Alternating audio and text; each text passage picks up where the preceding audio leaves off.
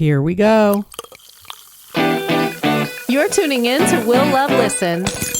Now listen.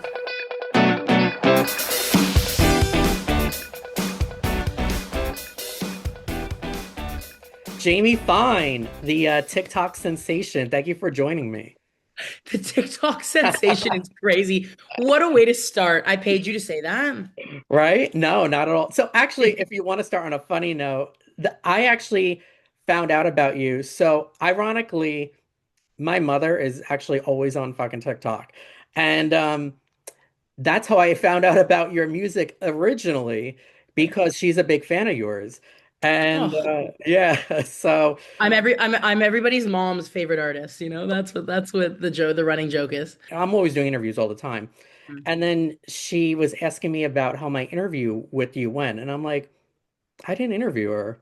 She's like, oh, I guess I must have dreamt it. And then I started really getting more into your music. A dream, Meant to how the be. interview came about. Meant to be, baby. So your story is really interesting, because you were the first season winner of CTV's The Launch. And initially it was you were like a band, like a duo, Elijah Woods Mhm. and Jamie Fine.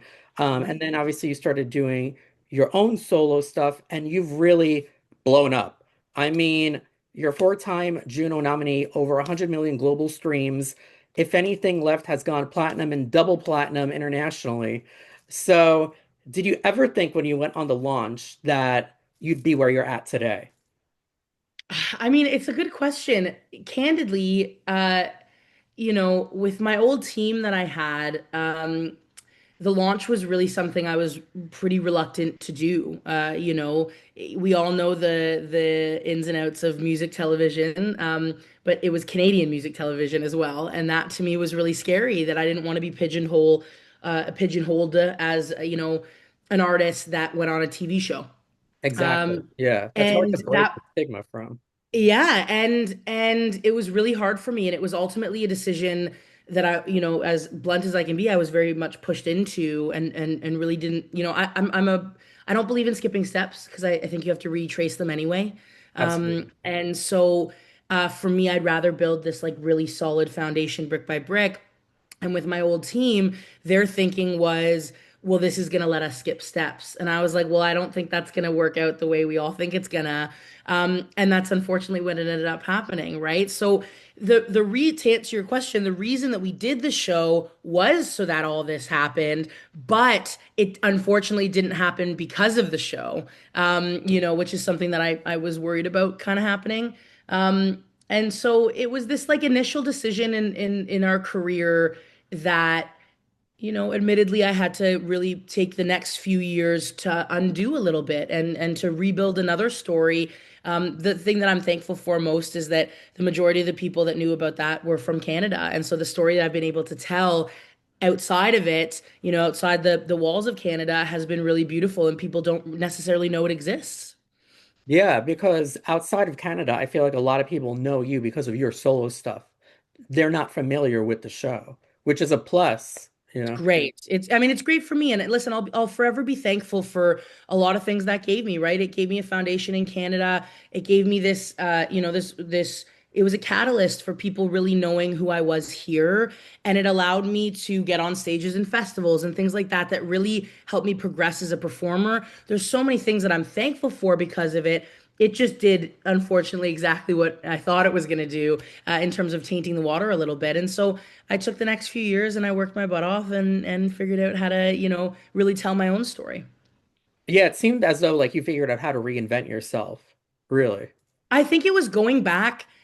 It's funny because I think what it was is actually just going back to my authentic self, right? I think for the few years that I worked, with that team, I really lost who I was. I stopped trusting my gut. I kind of listened to what everybody else wanted me to be and wanted me to say and wanted me to do. When my whole life, the thing that I've trusted the most is my gut, and I forgot about that for a few years. And so, instead of actually reinventing myself, it was actually just kind of going back to trusting how I want to do this and who I want to be in the world. And that was the best feeling.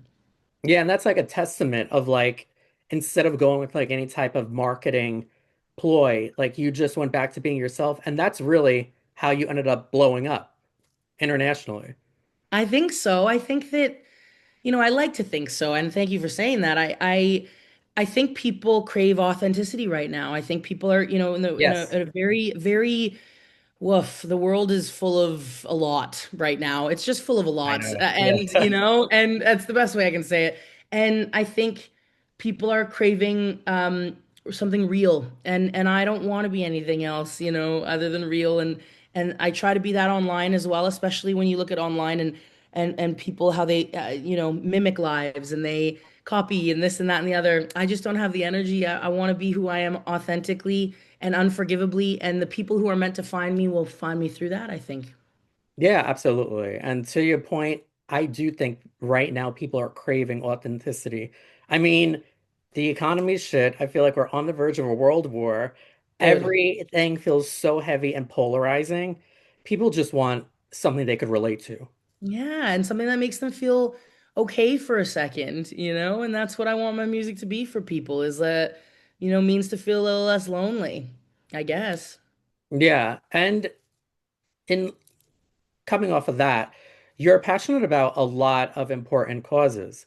Like you touch on subject matter that not every artist does, such as mental health, Yeah. LGBT advocacy, anti-bullying.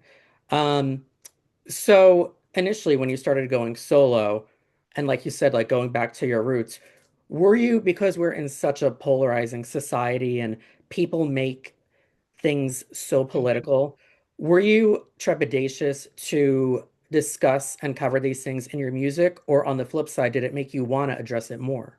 First of all, trepidatious. I'm a sucker for good vocabulary. Damn. I don't even care about the question. That was sick. Thank you. I no,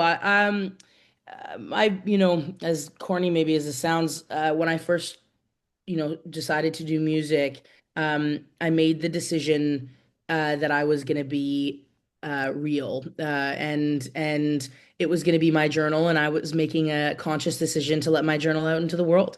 And if I didn't want to do that, I have no business being an art or the kind of artist I want to be, right? Because the artist I want to be is I want to tell my story, and I've always been really passionate about speaking up, and I've never really been afraid about doing that. Everybody has a freaking opinion these days, right? So why not Exactly. have yours? Yeah. And so, again, my, not vow, but my desire to give people with my music what music gave me, which is that sentiment of feeling a little less lonely in the world. Whether that's one person, a dozen people, or hopefully one day millions and millions of people. I've done my job, and that's what's important to me. And in order to do that, you got to use your words. You got to use your voice, and I'm not afraid to do that.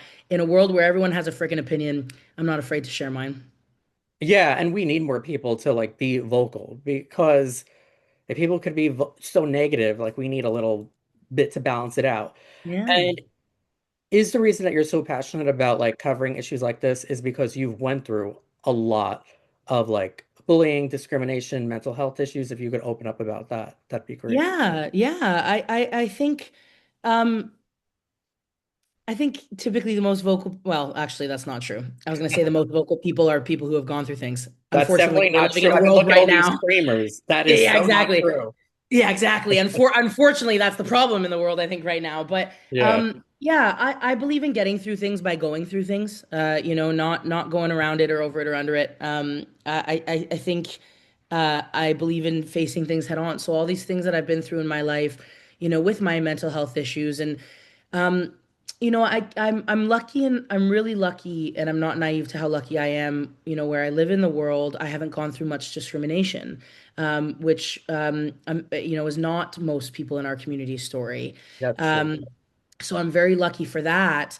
But I've of course, the majority of my life I'm very vocal about having been bullied pretty heavily, and I'm just I'm a really firm believer in when you know who you are and you've fully accepted, not fake it till you make it, once you've fully accepted who you are, the world starts looking a little different.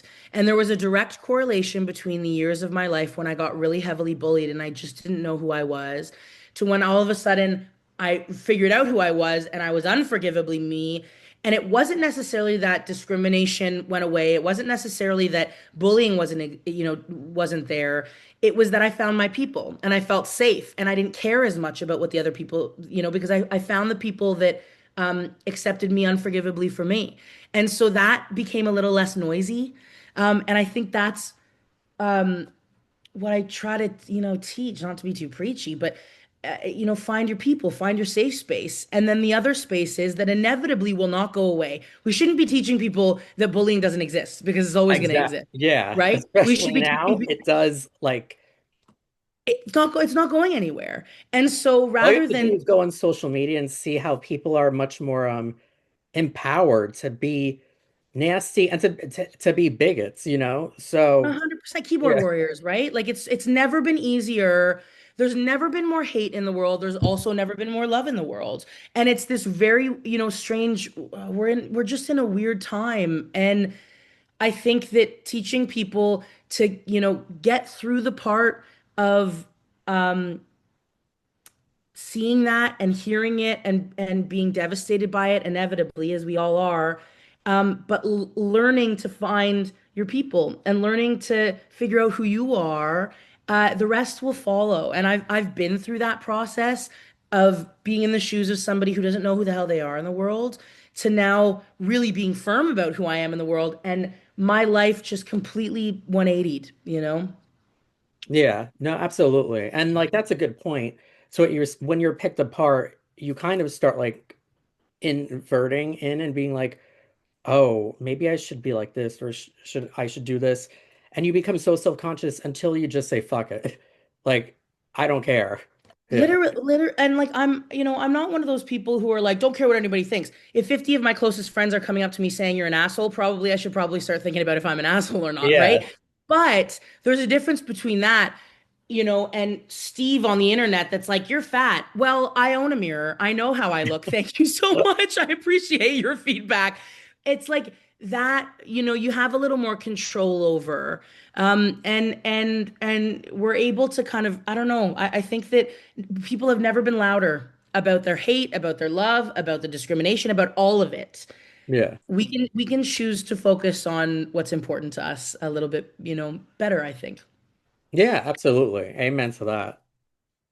And I want to talk about the tour now because you're on tour right now and you have dates planned out through the rest of spring, summer.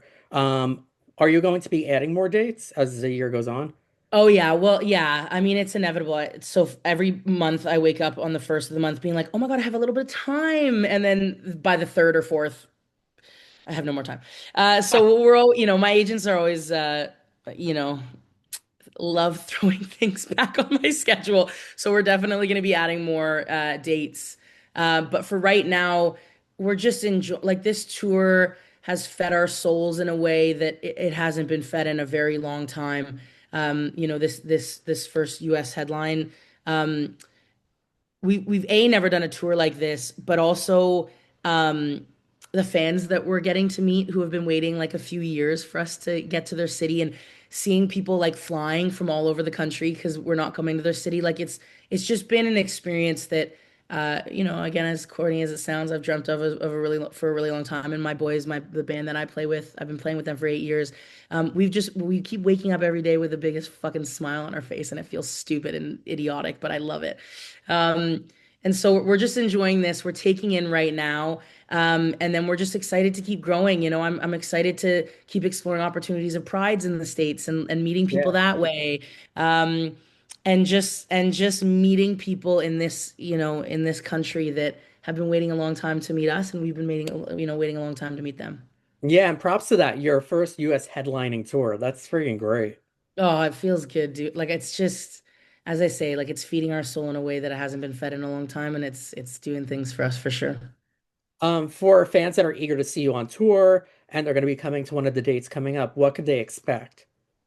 Oh my God, we're psychotic, is basically what you can expect. Speaking of what we just, spoke about the former part of the interview, um, I like being a safe place for people. I want people to be able to buy a ticket, come to that show that night, and just forget about everything. We end our show with a song called For You. We put on a little rock show. We do pop music, but my guitarist is so like rock heavy in it. It really shines through in our live shows. And we like interacting with the crowd and laughing with the crowd. It's kind of half comedy show, half actual music because we like talking to people. Yeah. And we end our show with this song called For You. Um, and at the end of it, I say, the city, and I say, tonight's not about the bills you need to pay or the relationships that need solving or fixing. Tonight's for you. And I really mean it when I say that. I want people to be able to forget about all the shit in their lives for a night and just laugh and sing and dance and have fun and meet people. Like I love getting a little DM of somebody being like, "Oh my God, like I met somebody at your show and we're so in love," or like we're best friends now, or what. Like I love that Oh, I because it is love a that. safe place. Oh, it's so Yeah. beautiful. It is a safe place. I think that's what overall what people can expect is like is a place where you can forget about it all and just feel safe for a night. Yeah, I'm looking forward to that. I'm gonna try to make my way out to one of the shows You better in bet. my region. Yeah, for sure. Are you doing a meet and greets on all the dates or only select dates? So typically, what I do is after the show, especially because they're smaller venues, I get off stage and then I go to the merch, stand, and I typically, meet people and talk with people and take pictures and sign whatever. Because I think it's important to like connect with the very first set of people who are like supporting this era of my career in this country for the first time. Uh, I don't want to forget it. I don't want to forget a face. And so I typically get off stage, give myself 5 minutes to freaking catch my breath, and then go meet people and chat with people. Oh, that's great. That's awesome. And I thought it was pretty cool that you love to cook and you studied culinary management. So, how was that experience? And I know you previously started your own catering business before like music became like your full-time career. Um, would you ever do something with food in the future? Or I could picture you on like a Food Network style show or competition. Okay, baby, don't flirt with me. I'll do it. It's just, yeah, I would love to do that. It's actually funny. I'm in talks in Canada with a network Oh, to really? Oh, maybe nice. to maybe host something. But yeah, listen, when I was deciding what to do for schooling after high school, um, I have such a creative brain, and I couldn't picture myself in university in like a classroom with 300 other people trying to focus. My ADHD could never. And so I was deciding what to do, and I was so passionate about cooking as well. I didn't want to go to school for music because I didn't want to learn like music theory. Like I don't want to learn how to read music. I just want to sing music.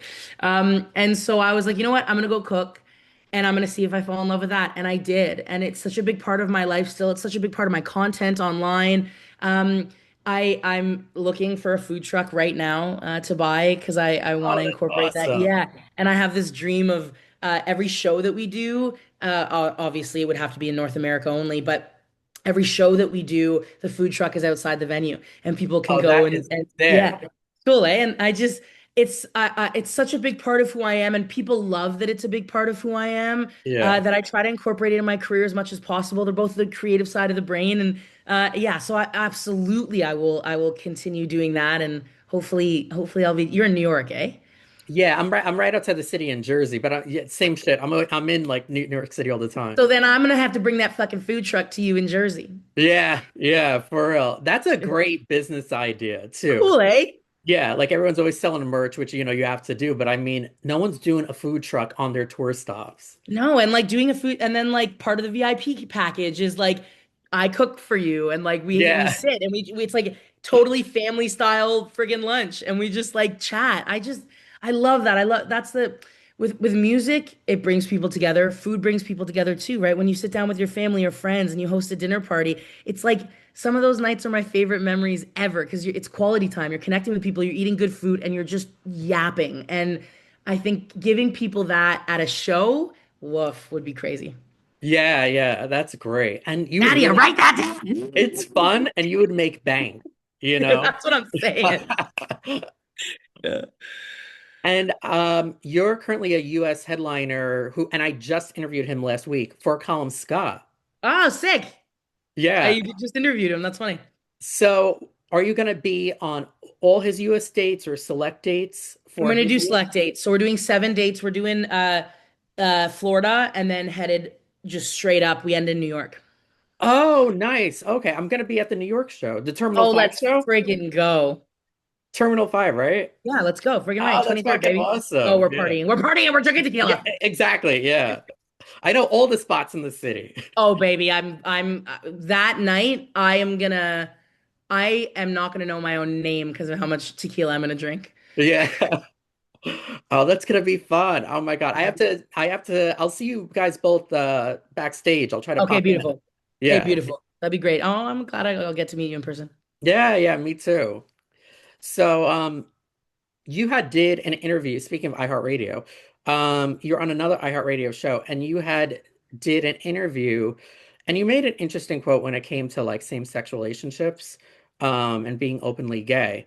You had said something along the lines of that if you want to talk, if you're gay, or if you're struggling with your race or struggling with your religion, acceptance should be the same thing all across the board. And you had claimed that you didn't recognize your sexual affiliations until you were like 18, and you kind of had like a gray area in the interview. So if I could just be blunt, do you consider yourself like gay or bisexual? I say I'm a lesbian. Like I Oh, identify as a lesbian or queer, like I typically say. okay. All Yeah. right. Yeah, I definitely like when I first came out, because I didn't realize I was gay. And candidly, I think I didn't realize I was gay until I was 18, like later, a little later in life. Because my family is very accepting. Like I grew up around lesbian couples. My mom was a family law lawyer and did a lot of like pro bono work for same-sex couples that needed Oh, it. wow. I grew up with a very accepting family. I think my mom's happier I'm gay than I am. Same with my sister. And my dad, like it was just never an issue. And Yeah. so I don't think I ever felt the pressure to figure out who I was. And it was just like, oh, I'll figure it out when I figure it out. And I never thought about it. So when I was 18, I definitely did that typical lesbian thing where I was like, I'm totally bisexual. Ugh, no. And so I'm a raging, I feel like a raging lot of us have done that. 100%. Most of our community Yeah. that's gay or lesbian are like, oh, I'm bi. No, nice try. I did that for the first few years, and then I kind of like gradually settled into like the whole The gay thing. Yeah. whole gay thing is crazy. That whole gay thing. Just to be blunt about it That's all. good. That's great. That's great. But but yeah, that's great. I just figured I'd yeah, ask that. Yeah, of course. Yeah, I remember it's funny the guy who wrote that interview I'm quite close with. He's here in Montreal. He's in Montreal. And I didn't love the headline because it wasn't true, but when we were chatting about it, I've had very open struggles with our community. I think that a lot of our community can be quite catty, and Oh, I we, know. Yeah. and I think there's, I think I said in that interview, I've had a lot of experiences of our community fighting oppression with oppression. We're saying we want to be equal, but you can't be part of my group. Well, that Yeah. defeats the purpose of what we're fighting for.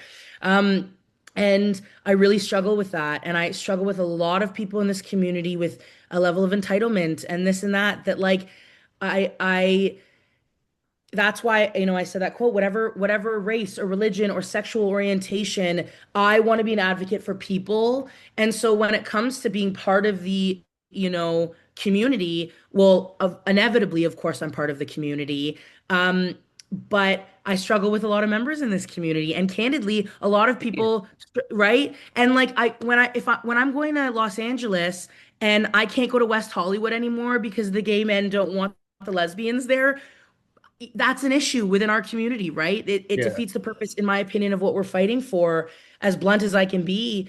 So I think that there's issues that we kind of need to get right within our community, before we're heckling everybody else. You know what I mean? Yeah. For real, because I mean, we're on the verge of getting our rights taken away. I mean, like we should like be working together. And there's so much like info and like with like I feel like gay guys are so catty And then I'm just a naturally like social person, and I feel sometimes if they think you're not being catty and you're just being nice, that you're want to have sex with them.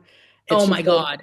yeah, and that is no, dude. I'm just like trying to make friends. Just Um, nice. it's hard to make friends. Like I feel like after high school, let alone after college. Like, come on, you know what I Yeah, mean? there's a Yeah. lot. Listen, there's a lot of that. There's a lot of it's same with lesbians. It's just like I think that there's this level of entitlement for any community that's fighting for right? I think inevitably we can tilt the scales a little bit. And you're right, there's more important things to be freaking worrying about when half of the country is trying to take some rights away.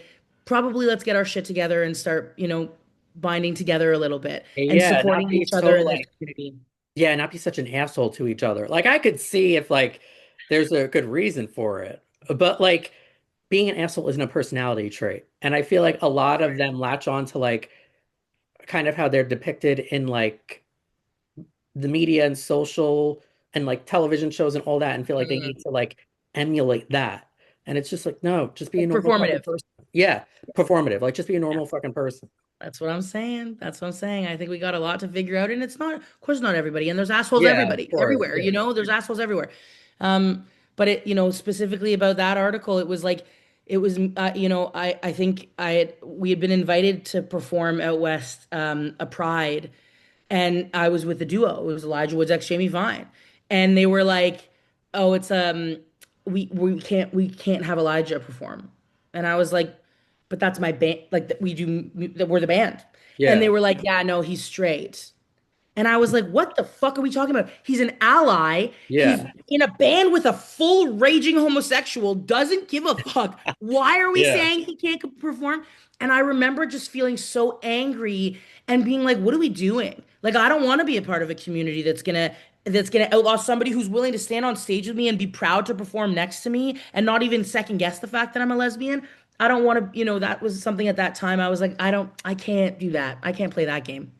Yeah. I mean, you have like someone that's like supportive and you're gonna just be like, no, like, Crazy. That's the fighting with oppression with oppression. We want equality, but you can't be part of my group. Okay, well that's the definition of inequality then, you know? yeah, exactly. 100%.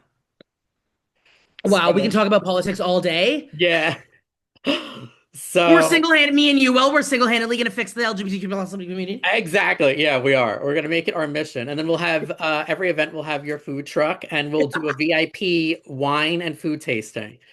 Best day of my fucking life. This was actually just a business meeting. Nadia, you're no longer needed. Yeah. That's good. This has been so much fun. I could like bullshit with you all day. What's next for you after I feel like the tour you're gonna be touring the whole year and keep on adding dates, but I assume that's what's next for you. But in addition to that, what's next for you as well? We got a lot, listen, we got a lot of music coming out, and I'm continuing to tell the story. There's been a lot of changes in my life this year personally and career wise, and navigating that, and again getting through things by going through things. I think that's what my focus is this year, is really focusing on me as a human being first, and by extension that's going to create a lot of the art that represents me as an artist. And I want to trust that process as I've always trusted that process. So I'm excited to put more music out in the world and keep building in a way that I always said, if it takes me longer to get where I want to go, uh, as long as I'm doing it the right way, fine, let it take longer. And I feel like we're really, the last couple of years, we've really implemented that. I've never been more proud of my team and the people that I've surrounded myself with, and the people we've brought on. And I'm just excited to keep telling my story. And I'm excited for every single person, whether it's one at a time, as I say, a dozen at a time, or thousands at a time. I'm just excited to have, I'm very grateful for everybody that finds me and stays with me. Oh, I love that. I love that. Your music is important. We need more voices like you out there. I appreciate you. I'm gonna keep telling my freaking story until somebody tells me to shut the fuck up. Which they probably do in the comments anyway, because there's so many trolls out there. I was gonna say, fuck, there has been a few people that have Yeah. told me to stop singing. Whatever, I'm gonna keep doing it anyway. Which you just hit block. Or some of them I think some of the apps you could click mute, but I just rather just block the motherfucker. Yeah, bye. What do you Yeah. care? Yeah. And they should check out your new single, Cups of Coffee. It's out now following the release of Make It to the Moon, dedicated to your late uncle. Mhm. Rest in peace. Mhm. And you do have plans to release your new EP this year, TBD. Looking forward to that. And everyone needs to follow you on social media. Your social media game is great. Um, this is why I love social media when the right people blow up. And when the interview drops, I'm going to invite you to be a collaborator, tag you and Friggin' everything, right. all of that.